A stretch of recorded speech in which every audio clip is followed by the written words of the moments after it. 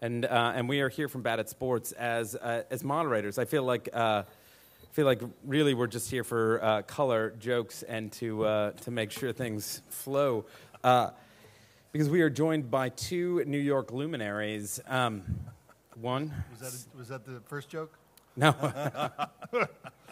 I think the first joke was the mic thing. Did you see that bit? That was Duncan's joke was just as funny as the mic joke. So. Sorry, Christian's last name has been a struggle for me to pronounce for the last 6 years. So I'm gonna roll with this, and hopefully you people will not judge me.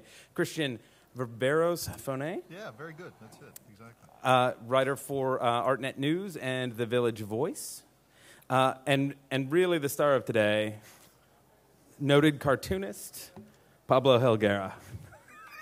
So I told him, we were like, Pablo does so many things in the art world, it's hard to know how to introduce him. One of the things he does is make cartoons of art world things. One of the things is he is a theorist of what has come to be known as socially engaged art, but some people like to call it social practice.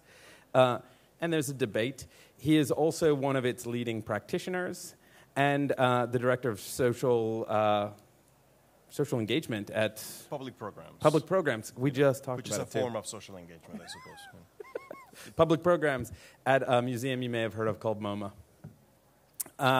And so the way we set this conversation up was to sort of start with one of Pablo's projects that is incredibly notable. That's a sign of ours. Here's a picture. Oh. And that says me. And so that's us. We are Bad at Sports for the last 474 weeks. We have been Chicago's art talkers.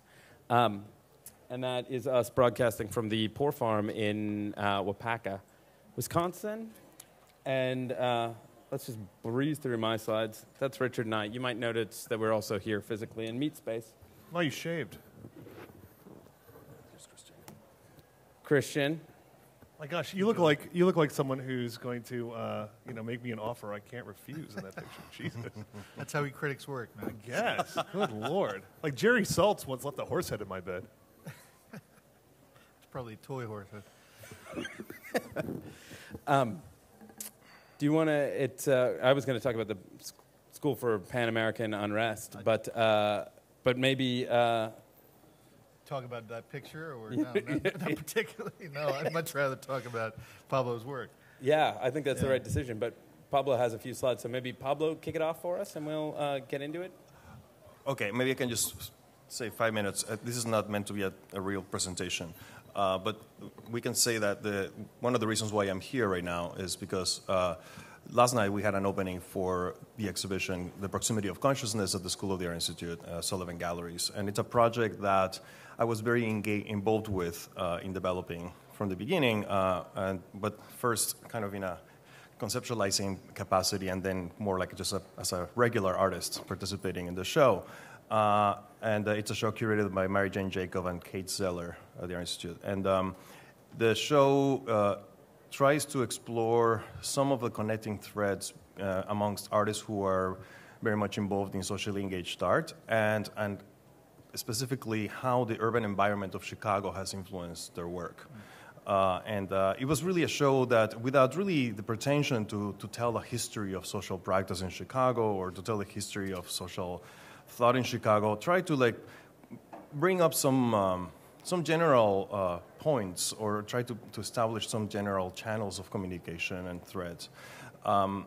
Specifically, the project that I developed for that show had to do with the early 20th century social thought in Chicago, and how I believe it's something very relevant to the way that artists working in social practice today engage with, whether they are aware of it or not. And there's two monumental figures in Chicago history, as you may well know, from that period, John Dewey and Jane Addams, both of which were working in very different capacities. John Dewey as a philosopher, working in the University of Chicago, and Jane Addams working also on the West Side, developing what was the Hull House, and both actually becoming very interested in education and becoming very prominent figures in the entire movement the progressive movement of education in Chicago, and that really went everywhere else. I was very interested in their ideas of learning by doing and artist experience, which is to me central to social practice today, where the work is experience, and the experience is not something external to the work. It's creating an experience. One way that I thought would be really interesting to explore it was through another thing that really became really important at the end of the 19th century, which was physical education and learning through the body, and the relationship between mind and body, which had a huge resurgence during the Victorian era, leading to the 1920s. And there's a lot of exercises and activities and games that were practiced at the Hull House, at the Chicago Lab Schools, and other places, that many of which are now forgotten. And the other question that I was trying to deal with, and this was more or less touched in the last panel, is how do you really do a social practice in a gallery? To me, one of the main problems of doing social practice, as well as performance art, exhibiting performance art in galleries, is that normally you see the secondary material or just documentation material about something. You actually don't experience the thing. You always see people sitting around, people just having an experience, and then you are, as a secondary viewer, looking at people that actually maybe had like an incredible experience, but your experience is not precisely that interesting, by looking at this stuff. So the idea of these are just very quick pictures we took last night, was really to create a gym that will have a permanent programming through the entire duration of the show, where you can experience a lot of the activities that will have happened or have been offered in Chicago in 1905 in a gym. And by the way, there's no historic gyms left of that period, or even historical architectural remnants of that.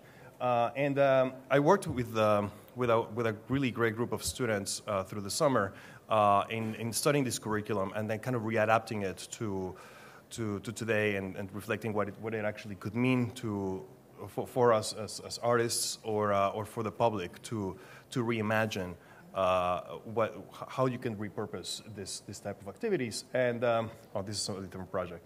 Anyway, so if you go to the Adams Dewey Gym, you see this attempt to create a platform for reflection on these early progressive education ideas.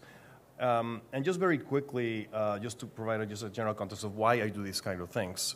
In terms of social practice exhibitions, everything that I do in exhibitions that have a participatory dimension to them, they really tend to create spaces that you are normally familiar with on a regular basis. Everybody's familiar with the notion of what a gym is and what a gym offers. And you can choose to work with a trainer and then try and exercise or not, But I'm very interested in that kind of openness of spaces. This is a completely different example of something that is also currently on view at the Santa Fe Biennial, at the sidelines in New Mexico. And it's essentially the reconstruction of an 1830s casino when New Mexico was still part of Mexico. You enter into this room that is a kind of like a historic reconstruction of this casino that will have existed in Santa Fe in the 1830s, and then you play a forbidden card game from the period. And it's through the engagement, through learning this card game, that you start learning about the history and the issues around the U.S.-Mexico War, which is like a very painful and completely consequential and monumentally important for the history of both countries, and yet one thing that we don't really discuss very much. Yeah, and so the piece has to do with discussing a very complex subject, but really through a game that is really more from the period. And another existing project right now is called the Librería Donceles. This is a project that has been going on for a year, and it really stemmed from my interest in a variety of subjects, in immigration, in the subject of the book, and also in creating a space that can serve both as a social and a learning space, but that can really expand the conversation on these subjects. It started with me knowing or realizing that in New York City, where I live, where essentially a fourth of the entire population is a Spanish speaker. There's not a single Spanish-speaking bookstore in the city, and there's definitely no used bookstores. They're basically dwindling. And I went to Mexico City, and I started a campaign of donations of used books, and I was able to get 25,000 books that I brought to New York to open this space. Books are pay what you wish, and so they're very accessible. And mainly, the importance, what was important to me was to really have a bookstore that will have every single imaginable subject that in a regular bookstore usually don't have in a place like in an American city. So I have books on anatomy, on astronomy, on philosophy, on essays and comedies, and horror novels and things like that. You know, but mostly Donceles has become really like a third space, a place where people congregate, where other organizations organize their projects, their programs. What we see here is in Phoenix, which just was there for 6 months. And Phoenix is the ground zero for anti-immigration sentiment in America, which was very important for me to bring the bookstore there. So it became kind of like a platform for people to discuss issues around immigration. Where in Phoenix was it? Was it the museum or was it somewhere else? It was in collaboration with the Phoenix Art Museum, with the Arizona State University Art Museum. Right. But what was really important about this project for me was that the project itself was not at the museum. It was actually at a space that was a storefront. Okay.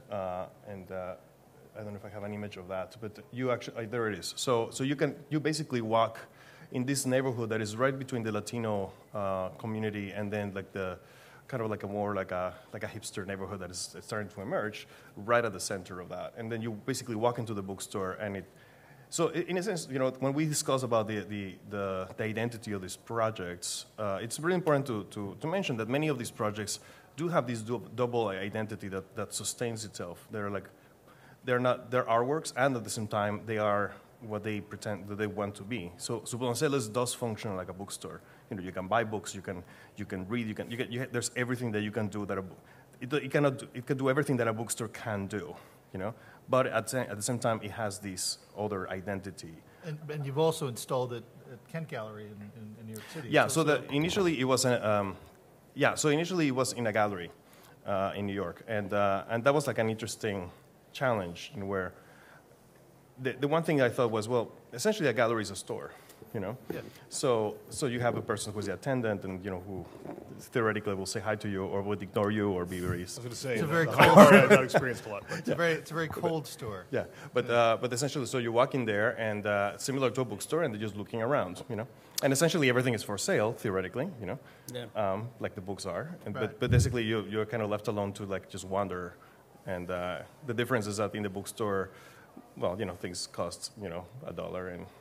What's the entire installation cost, just out of curiosity? The entire installation cost. Is it, no.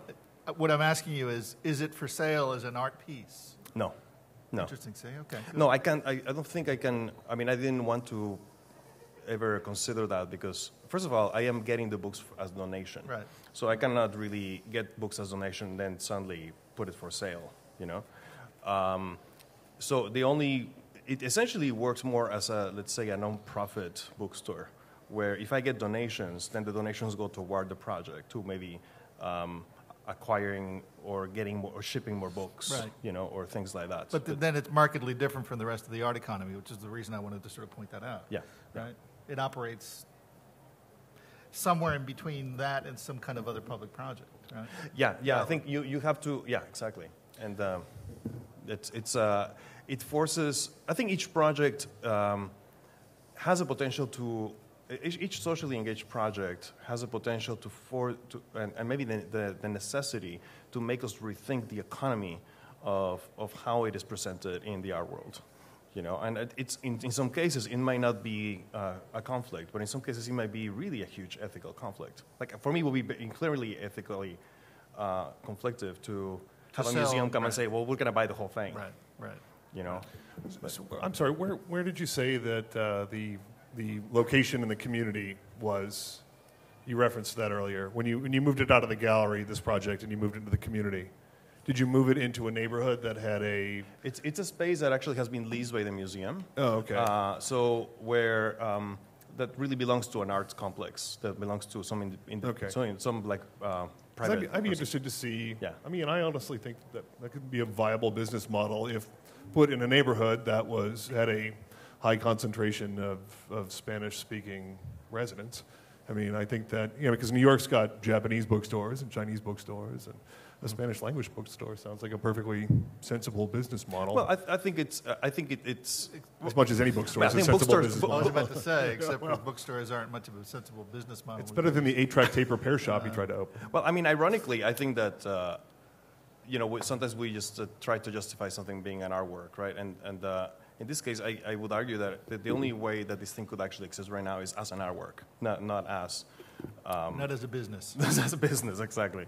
And I mean, at least for the time being, I mean, I think there is a possibility that something like this could become like a non-profit project, and that's my actual hope, that I could turn it into I think it's exciting. a sustained thing. Well, but that's interesting that you point that up, because then we come to a situation where we're talking about what you're filling the work with, which is symbolic value, which is sometimes at odds with what we find in the marketplace, in the art marketplace, right? Well, I mean, I think that social practice, which is what I'll call it for lack of a better term, I find myself most quick to reach for the baseball bat of retribution for social practice projects that feel like sort of like half-hearted, half-assed social service agencies, right?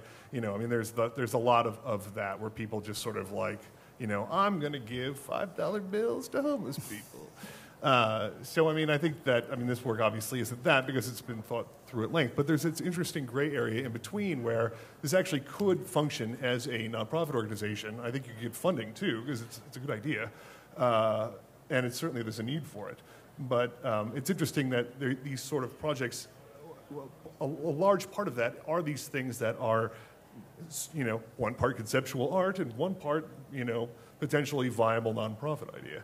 And there's this weird area in between that I struggle with personally. Well, what if it was a viable for-profit idea? Would that fly with you? Could you put a project together like that? Or is that something that you're sort of not interested in because you're basically sort of like pipping the symbolic value aspect of things? Well, I think if it's, to me, it's as long as that fact would not enter into conflict with the integrity of the project. Because museums do this all the time, and cities do this all the time when they talk about art as a money-making sort of venture, right? I mean, I produce work that is, I would make works on paper, I make drawings, like you said. Like, I made stuff that I don't have any conflict with it being bought. I mean, I need it to be sold so I can actually pay for these crazy projects that make me go broke. Yes. But essentially, that I don't have a problem with that economy of art in general. Like, I'm not for demonizing this, but I'm very sensitive to how a project that essentially is a socially engaged project that has a particular set of goals suddenly will capitalize on certain kinds of ideas just to make money, And it's just, I think it becomes like a very delicate. But I guess what I'm asking, sort of more pointedly, is there an innate opposition between social engagement and the idea of the profit motive? I mean, would it be possible to do a socially engaged work for you or for anybody else where the thing was actually self-sustaining financially? I think. So have you heard of Starbucks? I think that's... That's a socially engaged project, really? Yeah, but isn't the punchline ultimately... I want to drink the water. Isn't the punchline ultimately the intent of the project and who you're trying to help and who you're trying to engage? I'm so sorry. I'm thinking about this all the time. This is a very important question, and I often wonder. To me, it's like a more question on how we could really create a culture, a philanthropy culture of collectors that would support projects without necessarily acquiring them. Or without the notion of acquisition. Like in our culture, in our collecting culture right now, it's like the main way that you support an artist is by buying something, like some object. Right. But it's and never flipping it. Or I'm flipping just it. joking. Or you join the board of a museum and then you give money to the museum and the museum does whatever it does with that money. But for artists that seldom happens. Like a collector would rarely come to an artist and say, I'm gonna I fund like what your- you do, I'm just going right. to give you money. Right. You know what I mean? But if that actually happened, that would be super interesting. Yeah, well, that would be an interesting sort of discussion. I mean, I think the thing about social practice and socially engaged art is that it's clearly in a very popular moment right now, right? It seems, I think, like some kind of real alternative to the market. But all this stuff is in development. I mean, it seems like to me, I don't know if you think the same, but the definitions of what it does, what it can do, what's ethical, its actual sort of social possibilities are totally up for grabs, which makes it a really sort of interesting time. But at the same time, it's also sort of fraught with all these issues, right? And now they're teaching it at several universities. And I've heard sort of really bizarre things about graduates from those places going to really roughneck areas like Braddock, Pennsylvania, and applying themselves to the community in pretty problematic ways. Sort of like white kids sort of show up and they're like, I'm going to fix everything for you, and of course that's not possible, right? So I've done a lot of nonprofit work and did AmeriCorps and all that good stuff. So, and I think that what I find really interesting about this type of work is that it is fraught with a lot of the same dialogue and problems that community service work is done with, right. Which is how imperialist are you being, right? Like, I mean, the recipe for failure, if you're going to work in a community, is to go there and be like, you know what you guys need? Right. You need a coat drive and cans of soup. Right.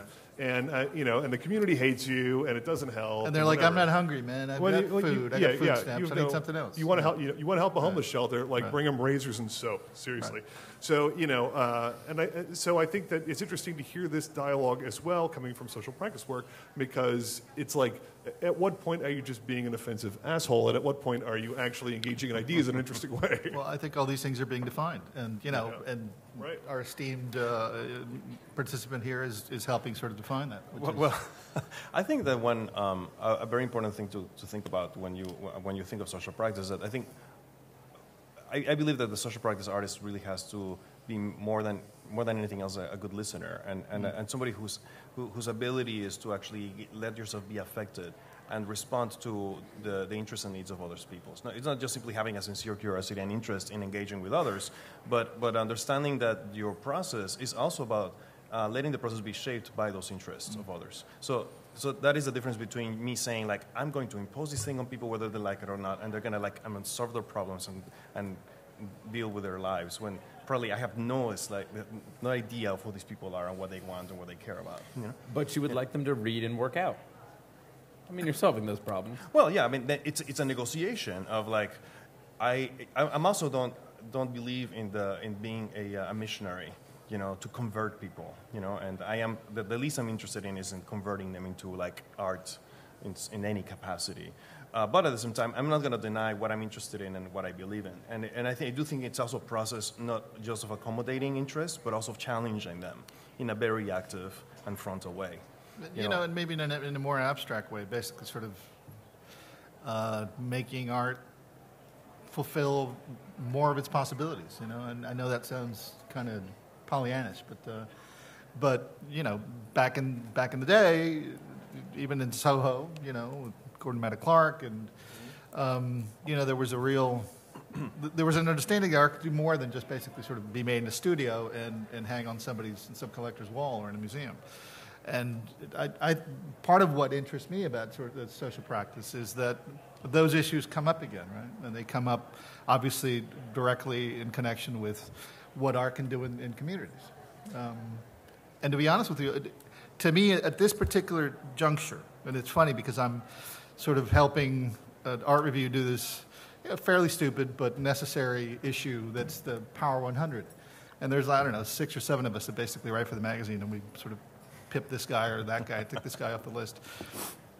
But in sort of looking at the thing, there is this unstoppable presence of money and of the financialization of art, the instrumentalization of art, and then this other sort of flip side that seems to be sort of burgeoning that looks to me very much like an alternative. It won't be a financial alternative. It'll sort of have to capitalize other stuff, right? But it's got some cultural weight, some cultural capital that I think the other stuff is lacking. Mm-hmm. I don't know if I'm totally out in left field on that, so you tell me if I am. But well, I mean, there's certainly I felt ever since to me, I guess with my generation, I think it was maybe since 9/11 when this shift started to happen, Right. where we were coming out of the bubble of the 90s and globalization and like the explosion of biennials and art fairs and things like that was taking place already at that moment. Yeah. And then that moment of social awareness was, I think, very defining, where I question myself deeply, like, why am I doing this kind of work, and what does it really mean to be an artist in this day and age, you know, and who am I making art for, and what kind of conversations am I contributing to the world, you know? So that's, I think that led me to try to look for other alternatives, and I think the other alternatives are, in a way, appropriating maybe some of the language of the institution, but in a different way than institutional critique. To me, institutional critique was about confronting the institution itself, and it was, but to me, it was like an identity politics. To me, that what comes after relational aesthetics and institutional critique was learning from those things, and then kind of creating your own thing, you know, which does not reject or pretend that the other part doesn't exist, which is the art market or etc. But that it engages with it in a productive or intelligent way.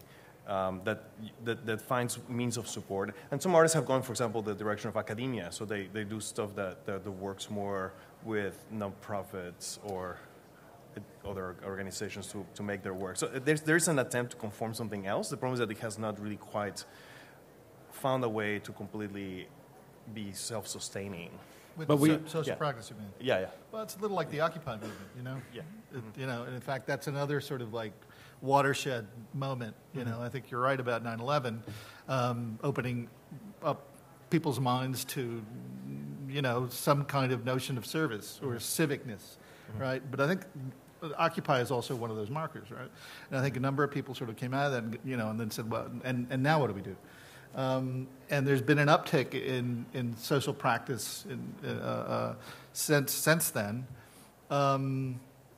But it also seems like it's not exactly, it certainly isn't stuck, but it like I said before, it's at a time when it's looking for definitions, and I think it's sort of a really interesting point to be at. Do you think, I mean, there's certain pragmatic concerns, right? I mean, and you referenced this early on about performance and conceptual work having to have these sort of artifacts.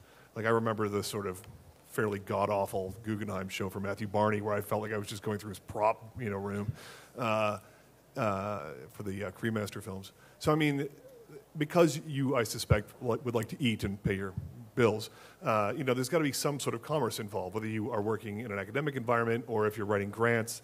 So do you think that a lot of this work starts to adopt the language of institutions and in many instances adopts the rhetoric of nonprofit organizations and their sort of mission statements and things because of this aspect of because the commerce for a lot of this type of work is not, you're not going to sell photos of it necessarily and fund it that way.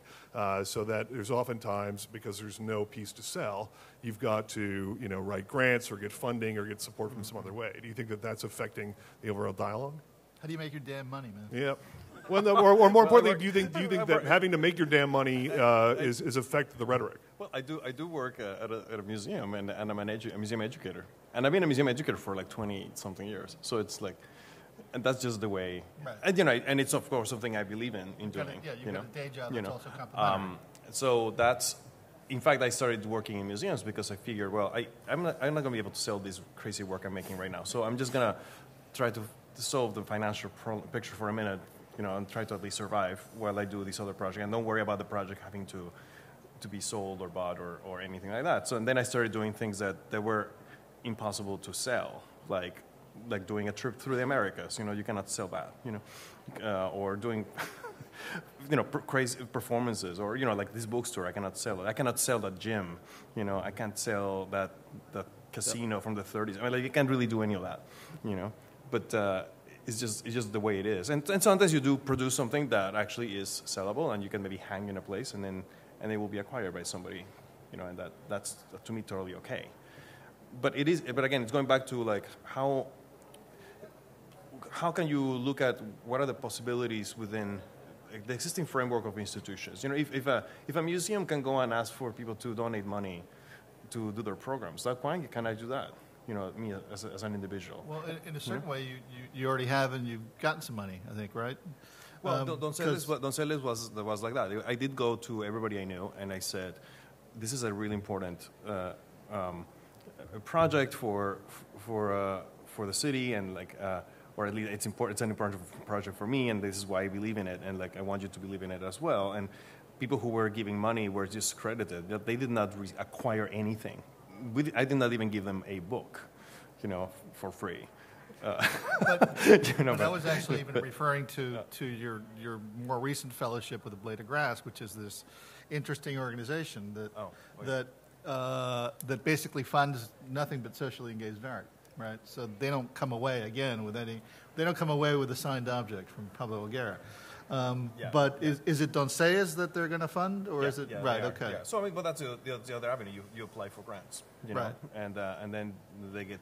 But there's organizations like Creative Capital funded this project I did, which was the School of Panamerican Unrest, which was an impossible project to pull off. And yet you did so brilliantly. Huh?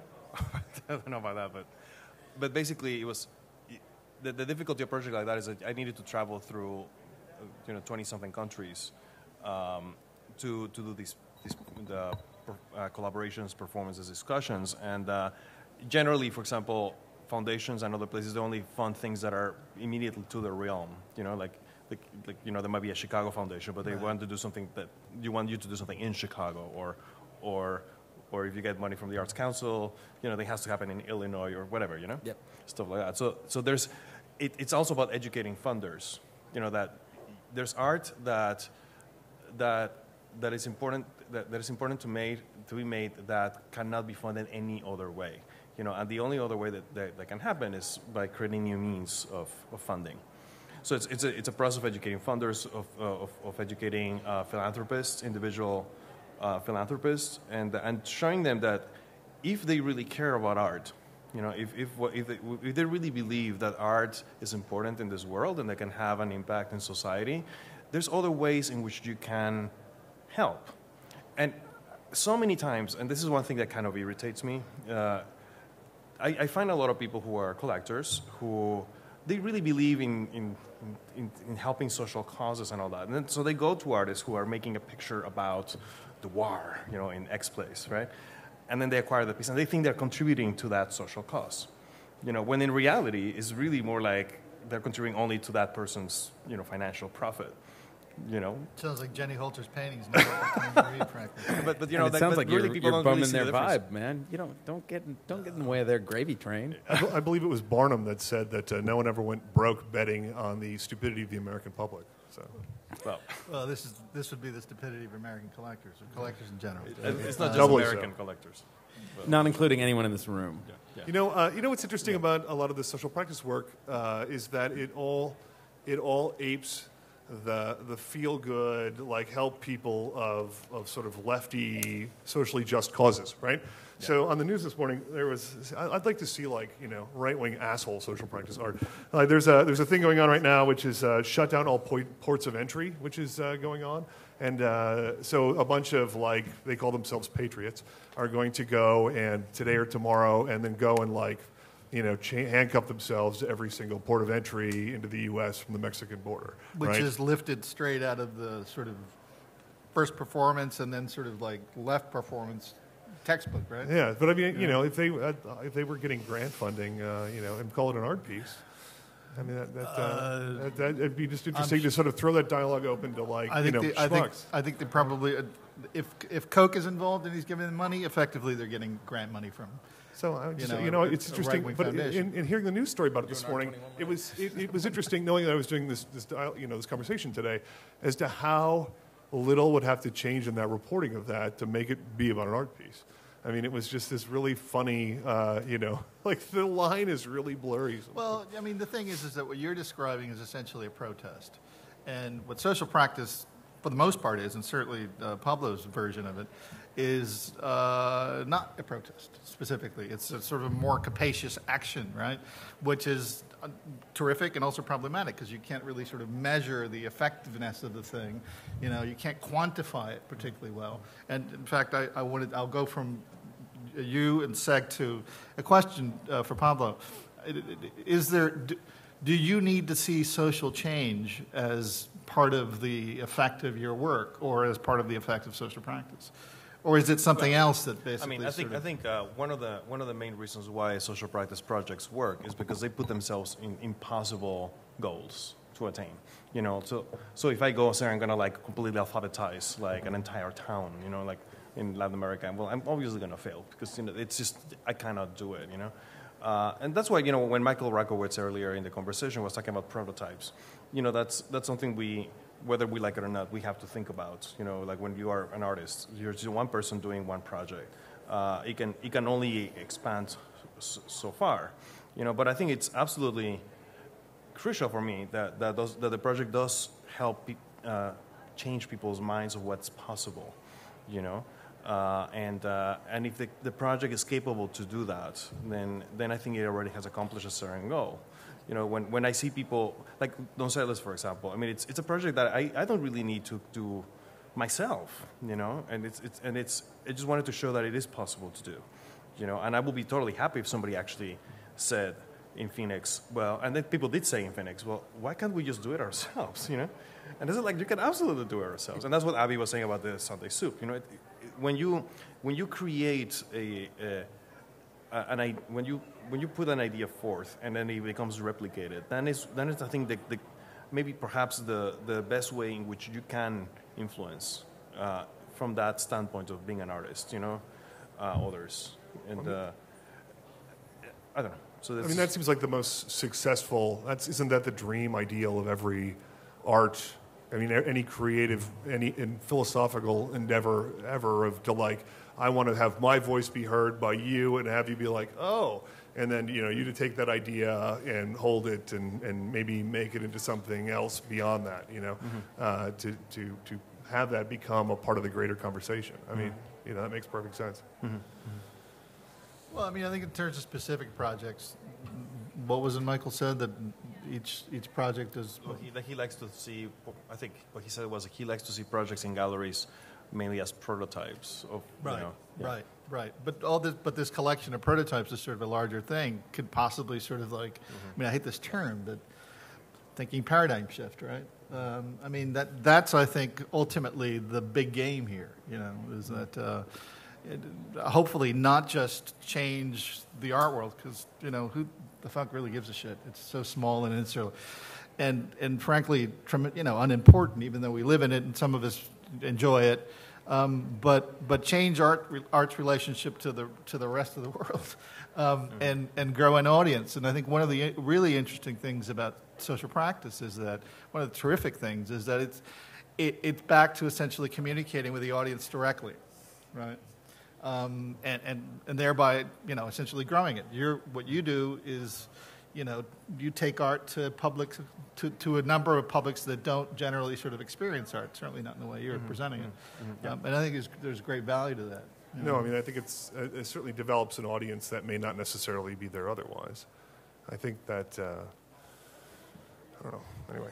No, I write for a general interest publication. Frankly, I enjoy doing that much more than writing for art-specific sort of like venues, because anyone who really is interested can figure out what art's about. It's not that tough. It's not brain surgery. No. So I'm especially sort of like pleased by this new turn, which is partly pedagogic. It certainly is in your work. But sort of just more expansive, more inclusive, Yeah. Well, and I really work like yours, not to sound like your fan club here, but is really exciting because while there's something about this that I think people could appreciate on a sort of like an obvious day-to-day level, I think there's also there's a real complexity and grace in how you're interacting with audience and the concepts you're thinking about in sort of an overarching trajectory with your work. So I think that that's when social practice is the most exciting for me and as a viewer, is where it's like it's not just I opened a hot dog cart and I gave hot dogs away, like where it's about a dialogue, it's about engagement, it's about education, and there's a beauty to it as well. So. Well, I know it's a hot buzzword now, but I do want to point out one thing, and that is that the conversation about social practice is a lot larger here in Chicago than it is in a place like New York. And I think that's really sort of interesting to point out. Because there's no money to be made here. That's really. That's part of it, to be perfectly frank with you. There's not 700 galleries to begin with. It is very interesting because also working inside a museum, I see how curators are intrigued and interested and aware that this stuff is really taking off, right? And at the same time, a complete puzzlement. Where are the shows? Well, but they're like, but we don't know how to do it. Like, we don't know how to do a show, or it's not for us, or this is not for the context of a museum. It's something for other organizations to do. But that is a huge problem when you think about how to kind of bring this stuff into the museum, because a lot of the times it looks lifeless and dead when you're like it. We've done a couple of shows here where you bring in all the kind of remnants or parts of it, and you can't animate the stuff, and it's so much about that animating moment, that moment where the social actually does occur. Okay, it's not that tough. If you can get Marina Abramovic to basically sort of sit in MoMA at a desk for what was it, 2 months? Jay-Z. I mean, come on. I think you, more than anybody ever, are the ideal person to get this going. This is it's on your shoulders, because who better to get the institution on board than someone who understands museum education? Well, I think that the reason a lot of these places don't want to do it is because it's really hard to explain to the public. Well, first of all, I mean, there's a number of things. First of all, like, if you look historically, how long did it take for performance art to actually register in museums? It took for like 40 years. And it still hasn't, really. Still, and still, when you go to a museum, and still, when you come to a place like this, where is performance art? How do you display that in this context? It always feels terrible. It feels like completely, whenever somebody tries to do a performance inside an art fair, I'm like, oh my God, please, don't do it. Well, don't do it. It's terrible. But they are generally not because the work is terrible or anything, but it's just because this is a totally wrong context to do it. Yeah. And also museums are the totally wrong context, because the white box was designed for something very different, for a different purpose. So we have to redesign the space. Even it works in galleries. I don't agree with either of you. I mean, there's Tina Segal and there's Marina Abramovic, and both have basically sort of taken performance and relational aesthetics into the museums, and they've been super successful. Segal did the entire Guggenheim. Never mind what he's done at a couple of Venice Biennales, and he's totally sort of put it on the map. Now, I know those people are sort of transformational figures and what have you, and not every show is going to, get that level of engagement. Mm-hmm. But I don't have any doubt that you could sort of do a similar kind of experience. Your Doncellas inside the museum that would work perfectly, or do some version of the Gramsci Monument, the Hirshhorn's Gramsci Monument, which was hugely successul last year in New York. Is it because of the security department that museums can't do it? Because I remember when the Art Institute had bought Bill Viola's Reasons for Knocking on an Empty House, like, they just couldn't deal with the fact that people could touch it. Like, it just really short-circuited everybody and became a disaster. Well, I mean, Christian is right. I mean, like, of course, there's a lot of successful examples of how this works. The problem is that there's like a gravitational force towards exhibiting that is just maybe makes it very difficult to do it successfully. And the problem with a place like MoMA is like you have thousands of visitors, right? So how do you really create a very intimate experience, which is generally what performance tends to do, unless it's really spectacle, when this is really like a rock concert type of thing. Or walking between a couple of naked people. Yeah, well, I mean... Which, happened, right? But it is, I mean, it's just more like the issues of numbers and issues of like... How can large spaces and large organizations? I think I'm with you in your earlier comment. I think it's a crisis of imagination. I think that's what it is. Mm-hmm. I think people are resistant to change, and institutions like MoMA, more so than other more flexible sort of institutions. I just don't think they want to get it through their thick heads. Well, but I also think I think there's problems when you invoke projects more than pieces, right? So, like the economic shift you're talking about is one from a kind of object-based economy, object and picture-based economy, to a kind of project economy where you have artists coming in to do stuff that all of the details are not kind of sketched out in advance for, that lots of things could go wrong, and they're gonna go in 18 different directions, and you don't quite know how to handle that stuff. And we're just now building the infrastructure to kind of support that stuff. So Blade of Grass is a great example of an organization that's looking specifically at how it supports these kinds of projects, and specifically trying to set up criteria for how to judge them, which makes them alone, I think. I think a really important, or one of the most important paradigm shifts that this kind of work presents is that the conditions of exhibiting, let's say, something like this, what it necessitates, what it needs, more than a blank wall or blank space for contemplation, which is the traditional idea of the white cube, is really human interaction. You know, we need people. Like when for example, Tino Segal's, the reason why Tino Segal's piece at the Guggenheim was successful, the one, not the Kiss, but the other one where the museum was completely empty, right. And you will walk in, and then like you immediately will be approached by someone, you know, and we'll have a conversation with this kid, you know, who would ask you a question, what's progress, you know, like a 9-year-old girl, you know, will show up and like start saying, can you tell me what's progress? Then you will walk and then continue, and then the girl will disappear, and then like a teenager would appear, and then start continue the conversation with you, and then then another guy in his 30s, and then finally when you get to the top, there's like an older guy finally engaging you.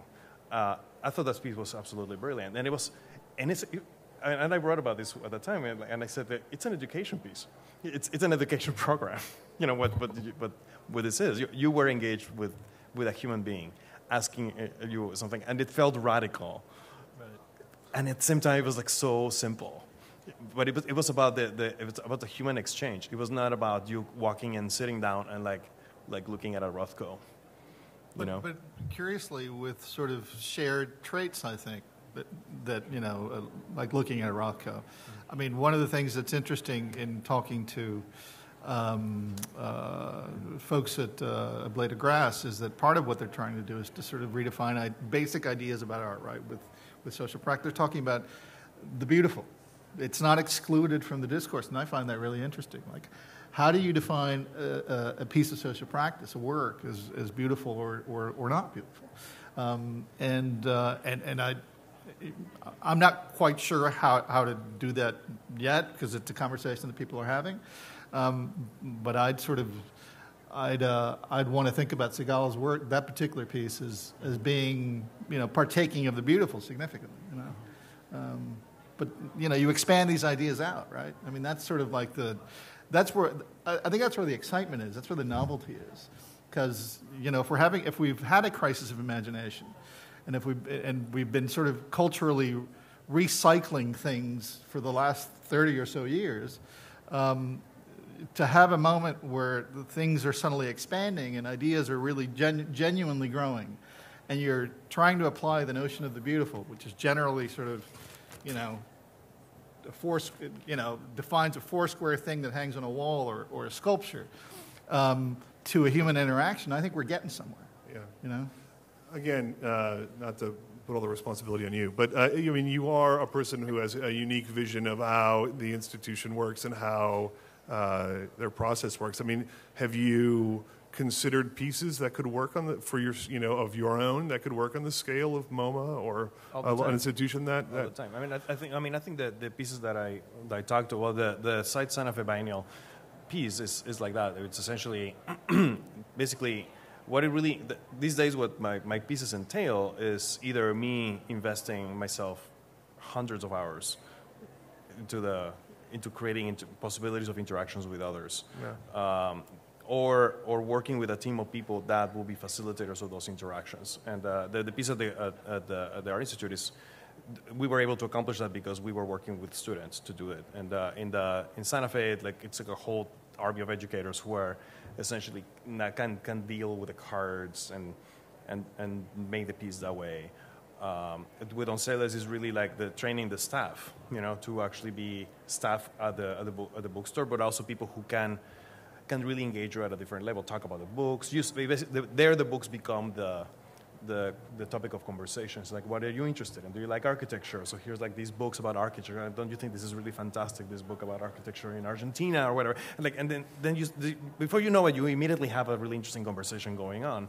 But it really is about working with groups of people to really, depending on the level of amount of people that might come in. But I think it's absolutely possible, yes.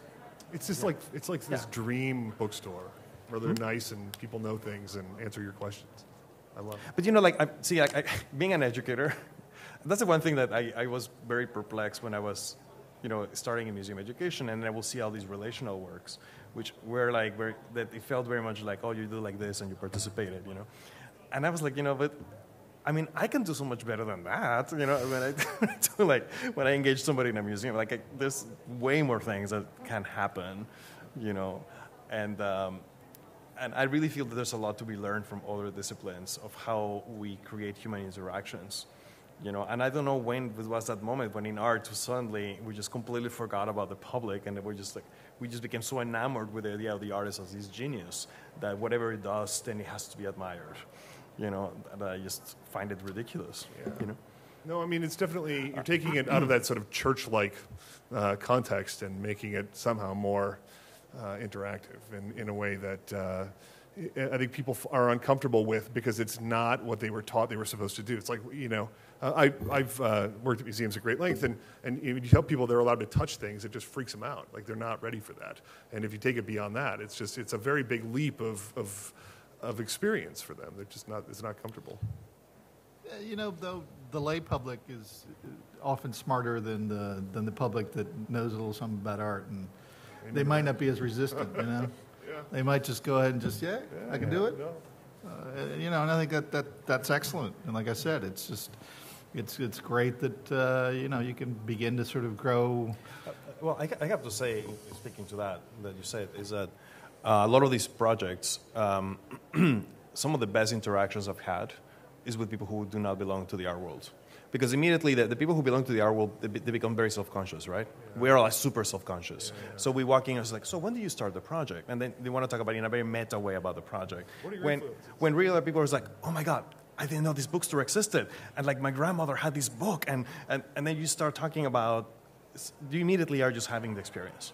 Right. And it doesn't really matter if they understand it's art or not. That becomes completely unnecessary to really even bring it up.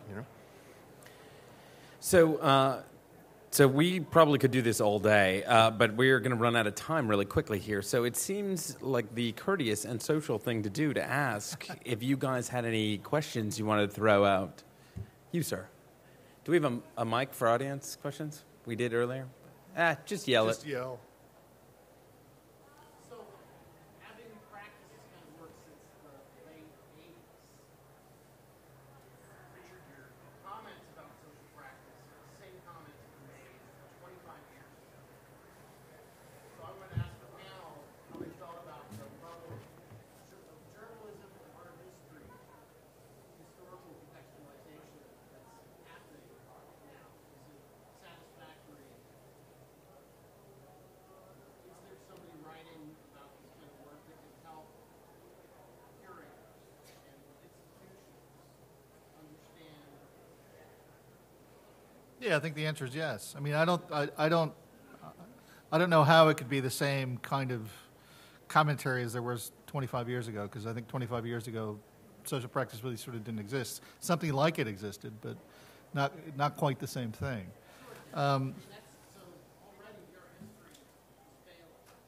Okay, well, why? I mean, I know that there's a number of people that we haven't talked about. There's clearly boys. There's Tu Comanarte. There's all kinds of stuff, but it's not the same thing. But more to your second point, yeah, Mary Jane Jacobs is somebody you should be reading, and she's local. Grant Kester, Nato Thompson. I think all three of those people are really good people on the subject. And they probably have somewhat cornered the market. Again, I write for a general public, and I haven't written a book on social practice, but I try every now and again to get something out there so that people get a sense of it. I'm generally sort of talking to, well, if I'm writing for the art newspaper, then I'm talking to the converted. And it's much harder to convince the converted about the value of this stuff than it is, like I said, the general public or lay people. I mean, I have to say that, I was asked to teach social practice a few years ago in a university, and I really did research on what kind of readings I could find that would allow students to really think about social practice in a hands-on way. And I could not find anything that was useful. So I ended up writing a book called Education for Social Engaged Start, which is really like a primer for somebody to... I'm sorry I didn't mention that. No, it's okay. No, but it's not about... I don't see it as a theoretical... I read it. It's not a theoretical text. Book. It's really more like about... Once you are inside a community or with a community, what do you do? And of course, we know Suzanne Lacey's work. We know tons of Rick Lowe, who just got at MacArthur, people who have been working since the 80s or before, making this kind of work. But I do think that there's a difference, and I agree with Christian. There's been a shift, and it's very inappropriate, I think, or not. Just to say that it's just public art or community art, it doesn't really quite cut it. It's much more specific than that, and it's very different because now we are in a completely different time and period, and art economy has changed, global economy has changed, a lot of things have changed, and perhaps that social practice term is very problematic, or it doesn't really quite define things properly, but there is something that really distinguishes this moment from what it was in the 90s and the 80s and the 70s. Unfortunately, we're getting all sorts of great hand gestures from the people in charge here. So one more question, and then we'll charge $5 a question for access to either of our guests afterwards. Duncan, you get to pick. I can't see the people there. Yes, you, sir. Oh, that's $5.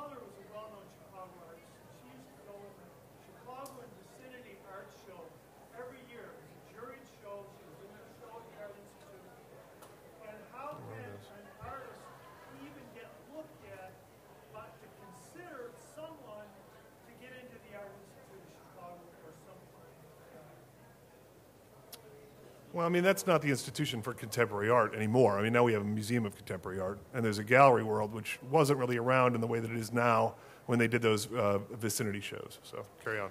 Sorry.